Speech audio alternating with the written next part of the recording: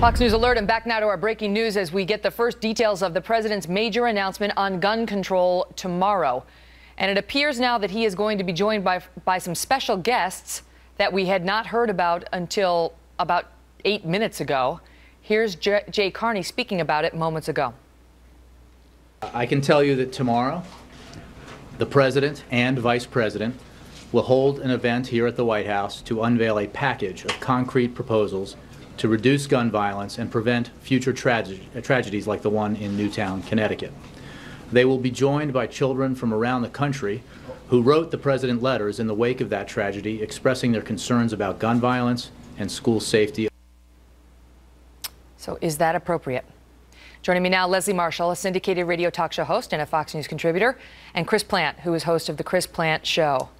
That is the first we have heard of that he's going to have children there as he makes a push on, for better or for worse, what is now a very controversial issue on which the American public is very deeply divided. Your thoughts on it, Chris?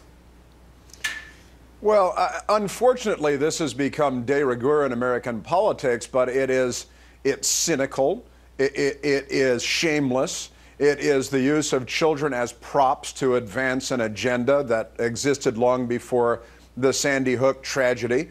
They'll be stacked according to skin color and ethnicity to frame the president's face, because it's essentially part of the propaganda package as they present their bill of goods that will not solve the problem that we're attempting to solve. Other than that, I think it's a great idea. Leslie, these children wrote to the president, the White House says, so obviously their parents gave them the okay on this and sort of let them go down that stream. So that's sort of one issue. But can you speak to the second issue, which is for every child that stands up there, there's going to be a child sitting at home with his parents or her parents elsewhere in the country, and they have their families have a different political view. And the use of children to try to guilt the opposition, I'm not sure how to phrase it, into acceding to the president's wishes. I don't know. Your thoughts? I don't think he's trying to guilt anybody. I think he's making a very strong point. And the reason we were all shaken even more so by the Newtown massacre is because 20 of the victims were children. He, as a parent, I'm sure, as well as a president, was probably very touched by these children's letters. And Megan, as you rightly pointed out, their parents not only allowed them to write them, but are allowing them, and they're standing by them to be with the president. I don't think this is going to sway anyone's mind on an issue that is very divisive, very emotionally charged, and it's certainly not going to sway any politicians with their vote.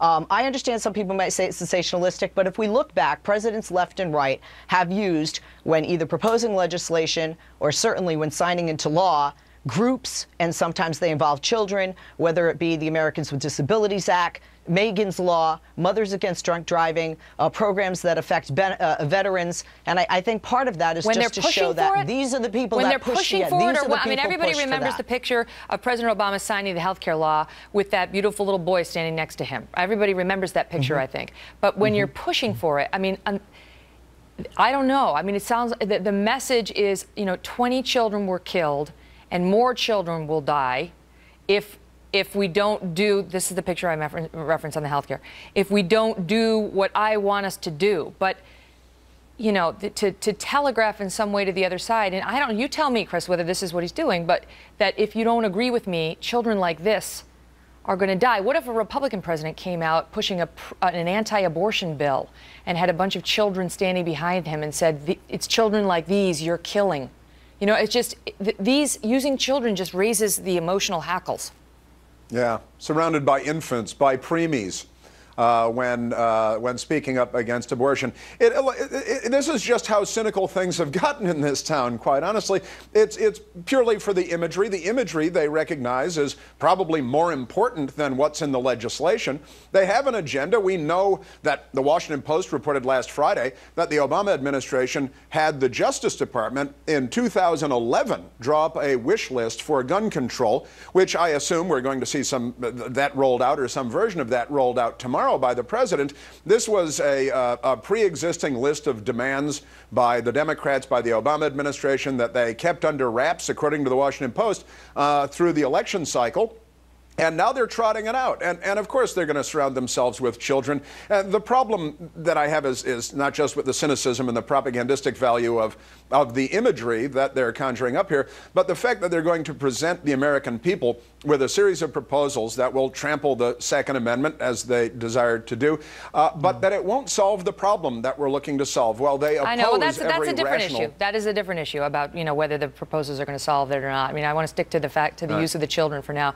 On the other hand, Sure. Leslie, you know, Newtown was a month and a day ago, and already it does seem to be losing some of its effect. I mean, that's not well phrased, but I'm just saying, like, the emotion that we all felt right after Newtown, it does seem to be waning. I mean, and that's the human experience. That's good for people because they need to move on. They can't function in that kind of grief.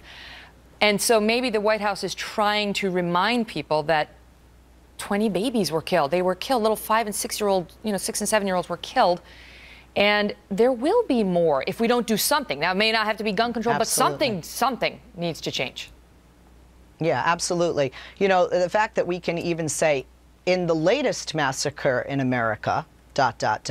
and I would bet, you know, most of us know, unfortunately, there will be another one. You know, Chris, I know you think this is just about politics, but for some of us, like myself on the left, it is not about stripping Second Amendment rights. It is about making a nation safer. Who are we making the nation safer for? Children. And those children are an example of that are standing alongside the president. Now, I'm not going to break out into Whitney Houston singing, "I believe the children are our future," but they are our future, which we as a nation, regardless of our politics, are trying to make safer for them, are trying for us as parents to have the confidence when we drop them off at school that we're picking them up in our car and not in body bags. I mean, what of it, Chris? Would you feel differently if President Obama came out tomorrow and said, because he's also looking at mental health and he's looking at video games, and came out and said, with the children behind him, we need to bolster the mental health system. We need to close the loopholes there so that people don't keep falling through the cracks. We need to take a harder look at video game access by young, vulnerable children and parents who let them watch it or don't pay attention to their children. That's my main agenda. Oh, and by the way, we need to look at, you know, some more reasonable gun control measures. Well, I mean, again, you're absolutely right. You make a very important point, I think, and that is that there are cultural factors that most of us would acknowledge, accept, also contribute to the state of affairs in the United States when it comes to young people and their willingness to kill a whole bunch of people. Where does that come from? They see in Hollywood movies 18,000 people or something murdered by the time they're 18 years old. We treat human life in a very trivial fashion in a whole panoply of ways that we can't go into here. But I don't see the president pushing back against Hollywood or the video game makers, the contributors in many cases out of Hollywood, and all of the other factors that that contribute to this. I mean, obviously it's a horrible and an intractable problem, but banning 100 guns out of 1,000 doesn't solve your problem for you. And one of the big problems I have is that this, you know, the macro cynicism of it all in proposing what they had wanted to propose before Sandy Hook and getting it through essentially on the backs of the tragedy or on the back of the tragedy, and then using children as props to back up their essentially phony argument that this is going to reduce the likelihood that something like this is going to happen again in the future. I think you got to be very careful when you introduce children into any sphere of politics. I'm not saying it should never be done, but don't you think? I'm just very careful when you talk about little kids. All right, thank you both so much for being here. Thank you, Thanks. Megan. We're taking your thoughts on it.